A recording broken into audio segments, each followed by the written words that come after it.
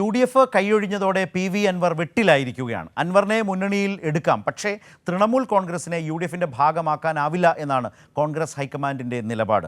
നിരുപാധിക പിന്തുണ ആർക്കുമില്ലെന്ന് PV അൻവർ കോൺഗ്രസ് നേതൃത്വത്തെ അറിയിച്ചു. ഉപതെരഞ്ഞെടുപ്പിന് മുൻപ് UDFിൽ എടുക്കണമെന്നാണ് അൻവർ ആവശ്യപ്പെട്ടിരുന്നത്. ഇതിനായി മുസ്ലിം ലീഗ് നേതാക്കളെയും കോൺഗ്രസ് നേതാക്കളെയും മാറി മാറി കണ്ടു.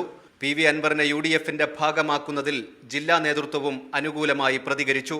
എന്നാൽ തൃണമൂൽ കോൺഗ്രസിനെ വേണ്ടെന്ന് ഹൈക്കമാൻഡ് നിർദ്ദേശം നൽകിയതോടെ വാതിലുകൾ അടഞ്ഞു. സ്ഥാനാർത്ഥി ചർച്ചയിൽ അനാവശ്യ ഇടപെടൽ നടത്തിയതും PV അൻവറിന് തിരിച്ചടിയായി. UDF പ്രവേശനം നടക്കാത്തതിൽ പ്രതിഷേധിച്ച് അൻവർ തൃണമൂൽ കോൺഗ്രസ് സ്ഥാനാർത്ഥിയായി മത്സരിക്കാനാണ് നീക്കം. നിലമ്പൂരിൽ തൃണമൂൽ കോൺഗ്രസ് ഓഫീസ് തുറന്ന് പ്രവർത്തനവും തുടങ്ങിയിട്ടുണ്ട്. അൻവറിന്റെ നീക്കങ്ങളോട് കരുതലോടെയാണ് UDF പ്രതികരിക്കുന്നത്. ഒറ്റയ്ക്ക് മത്സരിക്കുന്നത് ആത്മഹത്യാപരമാണെങ്കിലും നിലമ്പൂരിൽ കോൺഗ്രസിന് മുൻപിൽ കരുത്ത് തെളിയിക്കാമെന്നാണ് PV അൻവറും തൃണമൂൽ കോൺഗ്രസ് പ്രവർത്തകരും കണക്കുകൂട്ടുന്നത്.